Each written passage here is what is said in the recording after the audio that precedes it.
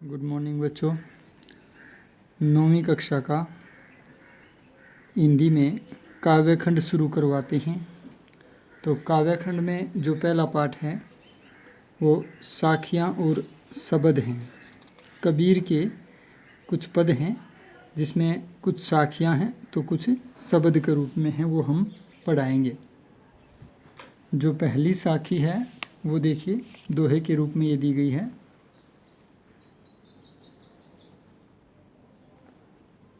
मान सरोवर सुभर जल हंसा केली कराही, मुक्ता फल मुक्ता चुगे अब उड़ी अनंत न जाही। इसमें कबीरदास जी क्या कहते हैं कि जो मेरा मन है वो मान सरोवर की तरह है। कवि का मन या कवि का हृदय जो है वो मान सरोवर की तरह है। मान सरोवर क्या है? माना जाता है कि कैलाश के ऊपर, कैलाश पर्वत पर जहाँ शिव का स्थान है, एक सरोवर है जिसे मानसरोवर कहा जाता है, जिसका जल हमेशा निर्मल और विशुद्ध रहता है। एक दिव्य सरोवर माना जाता है और उसमें आत्मा रूपी हंस विचरण करते हैं। कहता है मेरा हृदय जो है वो मानसरोवर है। ये ध्यान रखना पड़ेगा बच्चों कि पूरी जितने भी आपके ये दोहे हैं, साखियाँ हैं जो दोहे के रूप में दी गई हैं, इनमें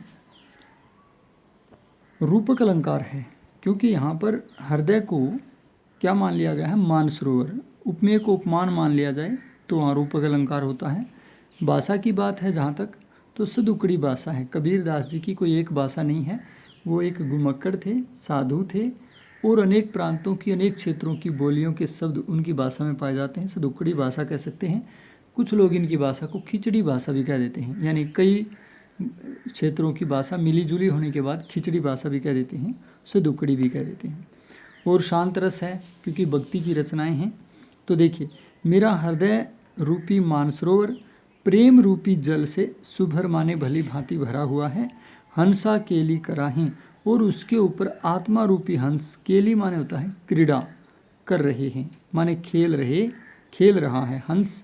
आत्मा रूपी हंस इस हृदय रूपी मानसरोवर के ऊपर खेल रहा है और हृदय रूपी मानसरोवर प्रेम या भक्ति रूपी जल से भरा हुआ है, परिपूर्ण है। पहली पंक्ति समझ में आ गई होगी। दूसरी, मुक्ता फल मुक्ता चुगे अब उड़ी अनंत न जाही। मुक्ता फल मुक्ता चुगे यानी मोक्ष रूपी मुक्ता फल चुग रहे हैं, क्योंकि जो हंस होते हैं वो मानसरोवर पर क्या करते हैं? वहाँ से मोती चुनते हैं। तो मेरा जो आत्मा रूपी हंस है वो मोती तो चुगता है, लेकिन कैसे मोती? मोक्ष रूपी मोती। अब उड़ी अनंत न जाहे, और अब यह उड़कर अन्यत्र नहीं जाएगा, क्योंकि इस हंस को, आत्मा रूपी हंस को, इस हृदय रूपी मानसरोवर पर इतना आनंद आता है, आत्म संतोष होता है कि इसे किसी अन्य तालाब पर जाने की, साधारण तालाब पर जाने की ज़रूरत नहीं है। कहने का अभिप्राय ये हुआ कि जिस भक्त की आत्मा प्रभु प्रेम या प्रभु की भक्ति रूपी जल में मग्न हो जाती है, उसको संसार के अन्य प्रलोभन अच्छे नहीं लगते। धन दौलत ऐश्वर्य बड़ाई मान ये सब आकर्षित नहीं कर पाते। तो इसलिए कहा गया है कि मेरी आत्मा रूपी हंस हृदय रूपी मानसरोवर के ऊपर क्रीड़ा कर रहा है, खेल रहा है, और यह हृदय रूपी मानसरोवर भक्ति रूपी जल से भरा हुआ है, तथा यहाँ पर मेरा जो आत्मा रूपी हंस है वो मोक्ष रूपी मोती चुग रहा है, और अब यह उड़कर अन्यत्र नहीं जाएगा, अर्थात यह संसार के अन्य लोभ लालच आकर्षण में नहीं आएगा। भावार्थ इसका क्या होगा? भाव ये है कि ईश्वर की भक्ति का आनंद जिसकी आत्मा को एक बार लग जाता है, भा जाता है, उसकी आत्मा कभी भी संसार के भौतिक आकर्षणों की ओर नहीं जाती।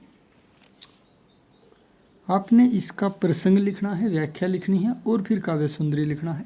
मैं प्रसंग बता देता हूँ, आप कैसे लिखोगे कि प्रस्तुत साखी हमारी हिंदी की पाठ्यपुस्तक क्षितिज भाग 1 से ली गई है और इसके रचयिता कबीरदास जी हैं। कबीरदास जी ने इसमें आत्मा और परमात्मा के रहस्य का उद्घाटन किया है या ईश्वर भक्ति के रहस्य को, मर्म को समझाया है। प्रसंग हो गया। व्याख्या मैंने अभी कराई, उस तरह से आपने लिखने हैं। और काव्य सौंदर्य में भाव पक्ष में भावार्थ लिखोगे, अभी अभी मैंने बताया था वो भाव आप लिख सकते हो। और जो शिल्प पक्ष लिखोगे उसमें आपको भाषा बतानी पड़ेगी, मैं बता चुका हूँ, सदुकड़ी भाषा है। आप अलंकार बता सकते हो, रूपक अलंकार है। रूपक के अतिरिक्त जो है स्वर मैत्री अलंकार है। पंक्ति के दोनों पंक्तियों के आखिरी स्वर मिलते हैं तो उसको हम स्वर मैत्री अलंकार कह सकते हैं। और पदमैत्री अलंकार है, दो पदों में जब आपस में एक संबंध पाया जाता है वहाँ पर हम पदमैत्री कहते हैं, पदों की मैत्री। इसके अतिरिक्त शांत रस है। माधुर्य गुण आप कह सकते हो, जब किसी रचना को पढ़ने में आनंद आता है तो आनंद प्रदान करने वाली रचना माधुर्य गुण युक्त होती है। और कबीरदास जी ने इस साखी के रूप में गागर में सागर भरने का प्रयत्न किया है। गागर में सागर भरने का मतलब थोड़े से शब्दों में बहुत कुछ कह देना। दूसरी साखी देखिए, प्रेमी ढूंढत मैं फिरूं, प्रेमी मिले न कोई, प्रेमी को प्रेमी मिले, सब विष अमृत होई। कवि कहता है कि मैं प्रभु के सच्चे प्रेमी को ढूंढने के लिए संसार भर में घूमता हूँ, लेकिन मुझे कोई भी सच्चा ईश्वर प्रेमी नहीं मिलता। आगे कहता है प्रेमी को प्रेमी मिले। अगर एक सच्चे ईश्वर भक्त को सच्चा ईश्वर भक्त मिल जाए तो सब विष अमृत होई। संसार का विषय वासनाओं का जो विष है वो अमृत में बदल जाएगा। अर्थात जब दो ईश्वर भक्त बैठते हैं, बातें करते हैं, मिलते हैं तो सारे संसारिक कष्टों को भुलाकर ईश्वर की भक्ति का आनंद लेते हैं, ईश्वर चर्चा का आनंद लेते हैं। तो कहता है कि इस संसार में सच्चा प्रेमी कोई ही मिलता है। इसीलिए कवि ने कहा है मैं प्रेमी को ढूंढता फिरता हूँ, लेकिन कोई भी ईश्वर प्रेमी सच्चा ईश्वर भक्त मुझे नहीं मिलता। यदि एक भक्त को दूसरा भक्त मिल जाता है तो इस संसार के विष अमृत में बदल जाते हैं, इस संसार के दुख सुख में परिवर्तित हो जाते हैं। तो कहने का भाव यह है कि भक्ति का प्रभाव बहुत ही आनंद रूपी फल देने वाला होता है। बाकी जो विशेष आप लिखोगे यानी काव्य सौंदर्य में शिल्प पक्ष जो आप लिखोगे वो लगभग पहले जो मैंने बताए हैं वही हैं, भाषा भी वही है। और रूपक अलंकार पूरी पद में इसमें आपको देखने को मिल रहा है। रूपक इसलिए क्योंकि यहाँ विष संसारिक आकर्षणों, सांसारिक प्रभावों को कहा गया है और अमृत जो है भक्ति से उत्पन्न ज्ञान को कहा गया है। तो यहाँ पर रूपक अलंकार है। पै पै की आवृत्ति के कारण अनुप्रास अलंकार भी यहाँ पर है और स्वर मैत्री अलंकार भी है। दोहा, छंद और सदुकड़ी भाषा आपको मैं पहले बता चुका हूँ। तीसरी साखी देखिए, हस्ती चढ़िए ज्ञान कऊ, सहज दुलीचा डारी, स्वान रूप संसार है, भूकन दे झक मारी। इसमें कबीरदास जी संसारिक टिक्का टिप्पणी के ऊपर व्यंग्य करते हैं और कहते हैं कि व्यक्ति को हमेशा ज्ञान रूपी हाथी पर चढ़ना चाहिए। हस्ती माने हाथी, ज्ञान का हाथी माने ज्ञान रूपी हाथी। रूपक अलंकार हो गया। सहज दुलीचा डारी, सहजता रूपी दुलीचा बिछाकर। जब हाथी पर बैठते हैं तो एक वस्त्र बिछाया जाता है, दुलीचा बोलते हैं उसको। तो ज्ञान रूपी जो हाथी है उसके ऊपर कैसा दुलीचा बिछेगा? सहजता रूपी। अब सहजता क्या होती है कि जो व्यक्ति ईश्वर की भक्ति में और ज्ञान के मार्ग पर चलता है तो वो असहज नहीं होना चाहिए, वो सहज होना चाहिए।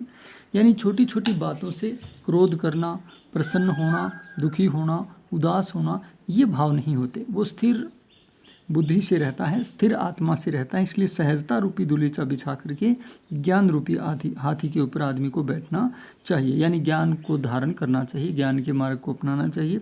स्वान रूप संसार है, ये जो संसार है ये एक स्वान की भांति है, एक स्वान के रूप में है। स्वान कुत्ते को कहते हैं। भूकन दे झक मारी, इसको झक मार मार कर भूकने दे, यानी व्यर्थ में भौंकना इस संसार की आदत है, इसलिए इसको भौंकने दे, इसकी बातों की परवाह मत कर।